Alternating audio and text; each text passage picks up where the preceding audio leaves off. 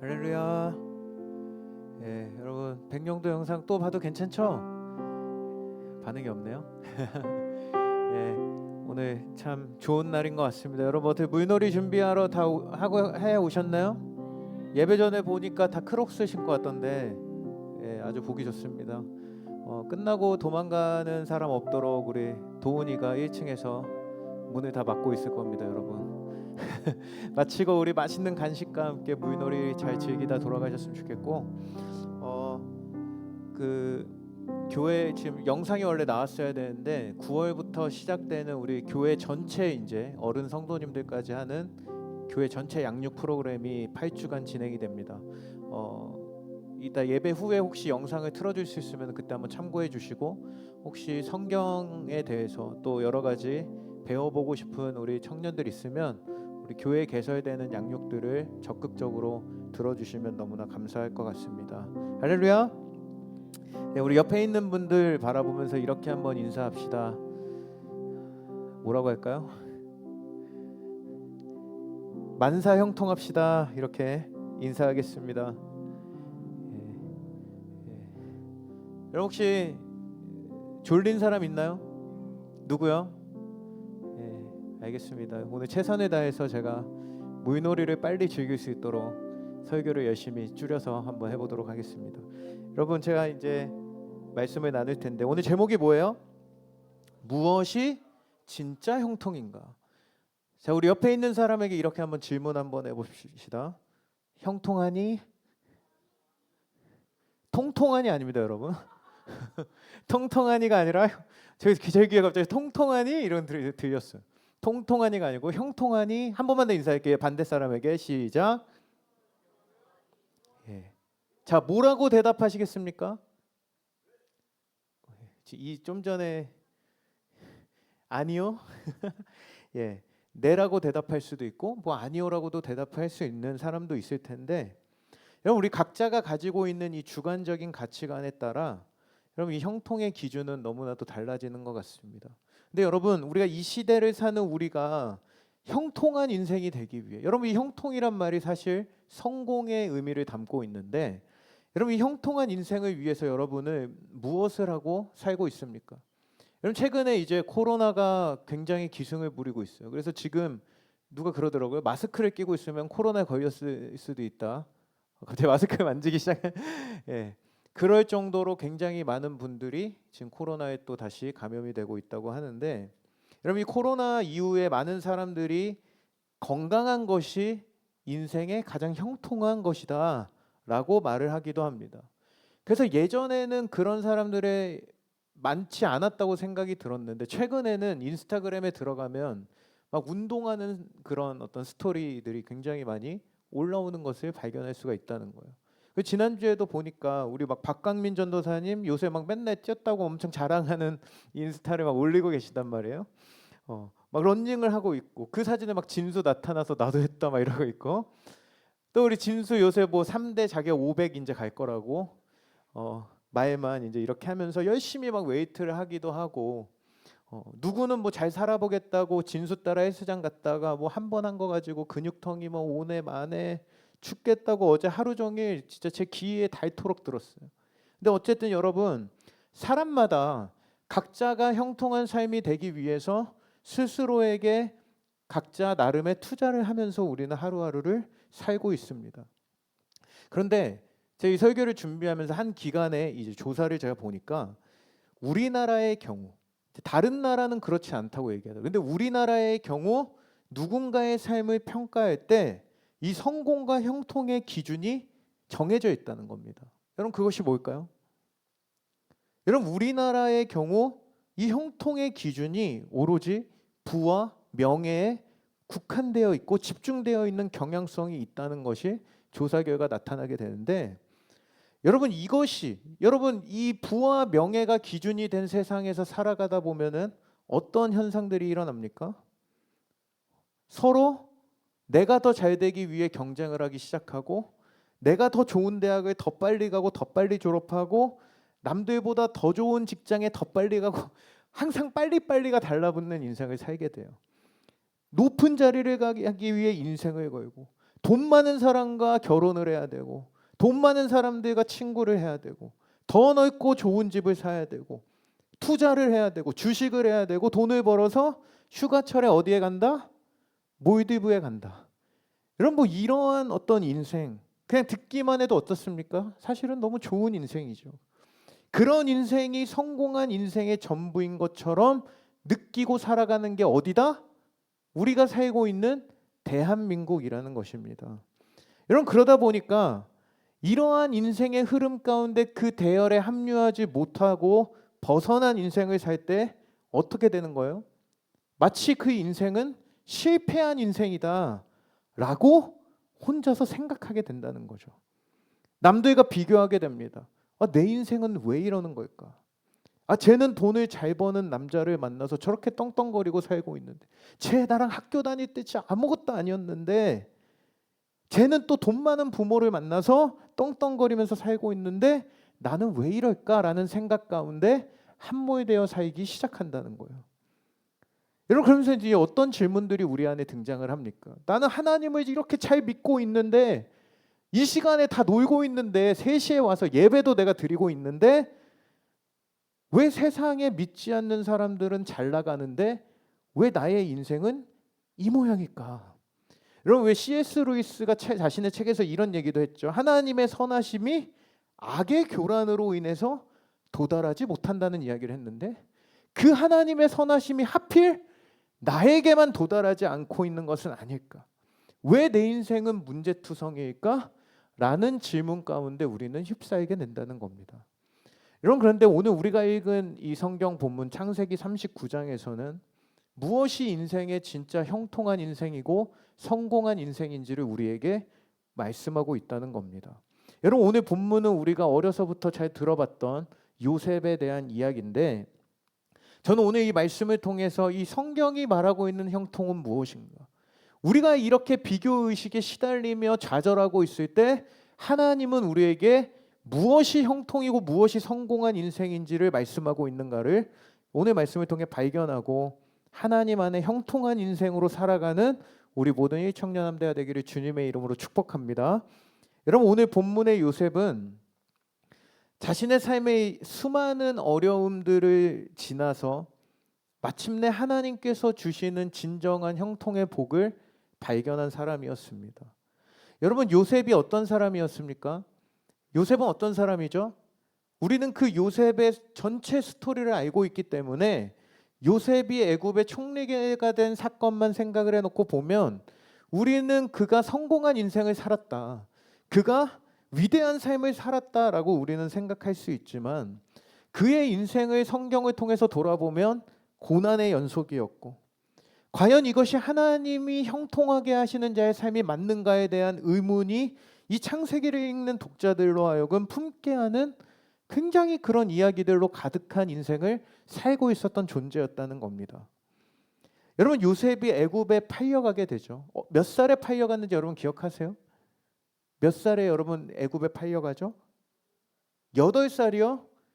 다음 주부터 초등부로 내려가시기를. 여러분, 요셉이 애굽에 팔려갔던 나이가 17살의 나이였어요. 여러분들보다도 훨씬 어린 나이 시절로 추정되고 있는데, 요셉이 그러면, 자, 질문 하나 드릴게요. 이거 맞히면 오늘 저에게 물총을 2발 쌀 수 있는 기회를 드리겠습니다. 자, 그럼 요셉이 총리가 되었던 나이가 몇 살인지 아시는 분? 바로 지금 검색을 한 것 같은데 몇 살에 총리가 됐죠? 35살. 아싸, 제가 쏘겠습니다. 자, 정답은, 자, 한 명만 더 기회 드릴게요. 저에게 물총을 2발 쏠 수 있는, 지금 속으로 안 그래도 담글 겁니다. 지금 이러고 있는 것 같아요. 자, 요셉이 총리가 된 나이는 몇 살? 34? 정답입니다. 이건 뭐 지나간 거니까. 자, 30살에 총리의 자리에 오르게 되는데, 여러분, 이 17세부터 30세가 될 때까지 몇 년? 13년. 산수는 되죠, 여러분? 13년 정도의 시간 동안 그는 애굽에서 철저히 노예의 신분으로 살아갔다는 거예요. 여러분, 이 시간은 그의 인생에 이보다도 어려운 순간이 있을까라고 할 수 있을 만큼 고통과 아픔의 시간이 연속적으로 일어나던 시기였다는 겁니다. 여러분, 요셉이 그냥 잠을 자다 뭐 한 거예요? 꿈을 꿨을 뿐인데, 자다가 꿈을 꾸고 형들에게 그것 좀 자랑했을 뿐인데 형들에게 버림을 받습니다. 애굽으로 팔려가는 요셉의 인생, 여러분 누가 봐도 그의 인생은 내리막 인생이었다는 거예요. 그런데 오늘 성경은 그런 그의 인생에 대해 신기한 정의를 내리고 있습니다. 우리 2절 말씀을 같이 한번 읽어보겠습니다. 2절 말씀 시작. 여호와께서 요셉과 함께 하심으로 그가 형통한 자가 되어 그의 주인 애굽 사람의 집에 있으니. 여러분 어떤 자가 되었다고 말씀하고 있어요? 형통한 자가 되었다고 오늘 성경은 선언하고 있다는 겁니다. 여러분, 지난 13년간의 그 세월을 우리가 알고 있기 때문에 그렇다 치더라도 여러분 당장 오늘 이 형통한 자가 되었다고 말씀하는 이 2절 말씀 앞에 보니까 여러분 지금 뭐라고 말씀하고, 우리 1절 말씀 한번 다시 한번 읽어볼까요? 1절 말씀 시작. 요셉이 이끌려 애굽에 내려가매 바로의 신하 친위 대장 애굽 사람 보디발이 그를 그리로 데려간 이스마엘 사람의 손에서 요셉을 사니라. 자, 요셉을 샀다고 말씀하고 있어요. 여러분 다시 말해, 지금 애굽의 친위 대장 보디발의 집에 뭘로 팔려가게 된 거예요? 노예로 팔려가게 된 겁니다. 여러분, 형통한 인생 맞습니까? 노예로 팔려간 인생, 형통하고 성공한 인생이 맞습니까, 여러분? 특이한 점은 여러분 오늘 본문이 속한 이 창세기 39장에서 요셉의 인생은 반복적으로 문제가 발생하는 인생인데 유독 반복적으로 형통이라는 단어가 등장하고 있다는 거예요. 여러분 방금 읽은 2절을 비롯해 3절과 23절에 보면 이 같은 단어가 반복해서 사용되고 있었다는 겁니다. 사실 요셉이 형통한 자였더라는 이 말씀의 선언은 제가 볼 때는 오늘 이 39장이 아니라 41장에 등장해야 저는 맞다는 생각이 들더라고요. 여러분 41장에 뭐라고 말씀하고 있습니까? 우리 41장 41절에 보니까 우리 같이 한번 읽어볼게요. 시작. 바로가 또 요셉에게 이르되 내가 너를 애굽 온 땅의 총리가 되게 하노라. 여러분 분명 요셉이 이 13년의 시간의 그 고난의 시기를 딛고 일어나 애굽의 총리가 되는 이 부분이 여러분 우리가 볼 때는 성공한 인생이고 형통한 인생이라고 말할 수 있는데 여러분 성경은 창세기 41장 그 어디에서도 요셉의 인생에 형통이라는 단어를 사용하고 있지 않는다는 것입니다. 여러분 그렇다면 성경에서 말하는 형통은 도대체 무엇을 말하는 것일까? 여러분 저는 오늘 형통에 대해서 여러분과 조금 살펴보고 오늘 말씀을 마치려고 하는데요. 여러분 형통의 사전적인 의미를 보면 여러분 무슨 뜻입니까? 형통 같이 읽겠습니다. 시작. 모든 일이, 여러분 이것을 뜻하는 단어예요. 여러분 이 뜻을 보면 어떻습니까? 우리가 알고 있는 그 성공의 개념과 동일한 뜻으로 사용되고 있다고 할 수 있는데 여러분 성경 안에서 제가 이제 형통이라는 단어로 쓰인 곳을 다른 곳에서 찾아보니까 시편 30편에 보면 이런 말씀이 등장해요. 우리 다윗이 기록한 시인데 한번 읽어볼게요. 시편 30편 6절 시작. 내가 형통할 때 말하기를 영원히 흔들리지 아니하리라 하였도다.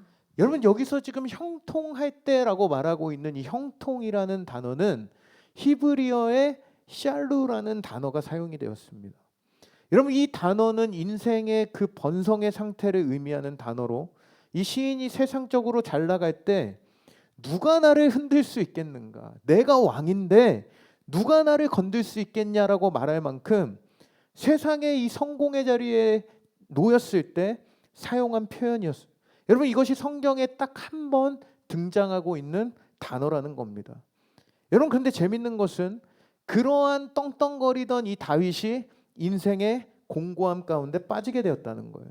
여러분 그것이 사울에게 쫓길 때이든 압살롬이 아들에게 쫓기던 시기이든 어떤 둘 중에 하나다라는 시기라는 그런 학자들의 이야기가 있는데 어쨌든 그런 공고함 가운데 빠지게 되었다는 거예요. 여러분 그때 고백한 내용이 바로 오늘 6절 직전에 있었던 내용인데 우리 4절에서 5절에 보니까 시편 기자가 지금 다윗이 무엇을 말하고 있냐면 세상에서 잘 나가던 인생에서 끝을 알 수 없는 추락을 경험하고 하나님의 진노를 경험한 후에 비로소 자신이 하나님을 다시 예배하고 찬양하는 자리로 나아가게 되었다는 것을 고백하고 있다는 거예요. 그리고 나서 자신의 인생을 돌아보니까 잘 나갈 때 자신이 경험했던 오늘 이 형통이란 단어, 샬루라는 이 히브리어 단어의 형통의 이 특징은 바로 안개와 같은 인생이라는 것을 고백하고 있다는 겁니다. 내가 쟁취한 줄 알았던 그 세상의 성공, 왕이 되었던 그의 인생, 내가 그렇게 노력해서 얻어낸 명예가, 내가 그렇게 갖게 된 물질이 하나님이 노하시고 불어버리시니까 그 형통은 순식간에 안개와 같이 사라져버리더라. 이것이 오늘 시인의 고백이었다는 겁니다. 여러분, 우리가 섬에서도 어떻습니까? 백령도에서 분명히 맑아지려고 했는데 순식간에 해무가 발생하고 안개가 끼기 시작해서 앞이 보이지 않는 엄청난 자욱한 안개들을 우리가 경험했잖아요. 그런데 비가 내리거나 햇살이 비추기 시작하면 언제 그랬냐는 듯이 순식간에 사라져버린다는 거죠. 여러분, 바로 이것이 우리 인간이 생각하고 바라고 추구하는 이 땅에서의 형통의 실제라는 것입니다. 평생을 쟁취하기 위해 최선을 다했으나 하루아침에 안개와 같이 사라지는 존재. 여러분, 이것이 바로 샬루라는 이 히브리어 단어로 표현되고 있는 성경에 딱 한 번 나오는 일반적 형통의 의미라는 것입니다. 근데 그렇다면 오늘 본문에서는 이 3번이나 연속으로 등장하는 형통이란 단어가 있어요. 여러분, 같은 우리말로는 형통이지만 히브리어에서는 전혀 다른 단어가 사용이 되었습니다. 그 단어는 한번 읽어보실래요? 어떻게 읽어요? 짤라으 짤라라는 단어가 사용되었다는 겁니다. 여러분, 오늘 본문에서 요셉은 이해할 수 없는 상황 가운데 처하게 됐어요. 여러분, 형들에 의해 처박힌 그 구덩이보다도 더하고 더한 인생, 열악하고 최악의 인생으로 치닫고 있는 상황이 바로 요셉의 상황이었습니다. 그에게 입혀졌던 그 채색 옷은 빼앗겼고 아버지의 사랑은 물론 여러분, 상인들 사이에서 그 가축들과 함께 흥정해야 되는 그 목값을 흥정하는 인생, 말도 통하지 않는 이웃나라의 노예로 팔려오게 되었던 것, 그리고 그와 동시에 보디발의 집에 노예로 팔려간 그의 인생은 이제는 누구도 그의 인생을 형통하다 말할 수 없는, 구원할 수 없는 나락으로 떨어진 인생이 되었는데, 여러분, 그런 그의 인생이 어떻게 형통한 인생이 되었다고 말씀하고 있냐면 바로 오늘 이 짤라라는 단어와 함께 비록 절망과 같은 현실 가운데서도 형통한 인생일 수 있었던 비결을 오늘 본문은 우리에게 말씀하고 있다는 거예요. 여러분, 2절을 다시 한번 보면은 뭐라고 말씀하고 있어요? 우리 앞에 밑줄 긋는 부분만 우리 한 목소리로 읽어볼게요. 시작. 여호와께서 요셉과 함께 하심으로. 여러분, 그 형통의 비결이 뭐였다는 거예요? 여호와께서 요셉과 함께 하심으로. 여러분, 오늘 이 형통의 비밀은 하나님의 함께 하심 안에서 함께 하심이 전제된다는 사실인데요. 여러분, 여기서 사용된 이 짤라라는 형통이라는 단어로 표현된 이 단어는 영어로 말하면 push forward라는 뜻을 담고 있습니다. 여러분, 무슨 뜻입니까? 하나님께서 앞으로 밀고 가신다는 뜻이에요.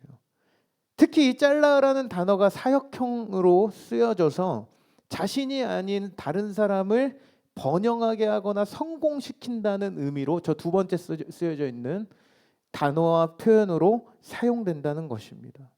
여러분, 바로 하나님이 함께 하시는 자의 인생은 어떤 인생이라는 거예요? 하나님께서 밀고 가시는 인생, 하나님이 그 대상을 성공적인 인생으로 끌고 가시는 인생이기 때문에 그가 처한 환경과 상관없이 어떤 인생이 된다는 거예요? 형통한 인생이 된다는 것을 우리에게 보여주고 있다는 것입니다. 여러분, 그래서 책 중에 주식회사 예수라는 책이 있어요. 여러분, 미국의 존스그룹의 회장이셨던 로리 베리 존스라는 사람이 지은 책인데 이 책에서 이렇게 이야기를 하고 있습니다. 예수님의 성공에 대한 정의는 바로 하나님의 뜻대로 하시는 것이다 라고 정의하고 있다는 것입니다. 바로 형통한 인생은 내가 무엇을 하고 내가 어떠한 것을 성취하고 이루는 인생이 아니라 하나님이 하나님의 뜻대로 밀고 가시는, 그렇게 주님과 동행하는 인생이라는 것을 말하고 있다는 거예요. 여러분, 저는 하나님과 함께하는 비결을 우리 모두가 배우는 우리 청년 함대가 되기를 간절히 소망합니다. 여러분, 이것이 바로 하나님의 손에 달린 성공이고 형통한 삶의 시작이라는 것. 여러분, 오늘 우리 인생에 붙잡아야 될 진정한 갈망은 오늘 처음에 소개했던 그 샬루라는 형통이 아닌 바로 이 짤라의 하나님이 함께 해주시는 동행이 되어야 한다는 것입니다.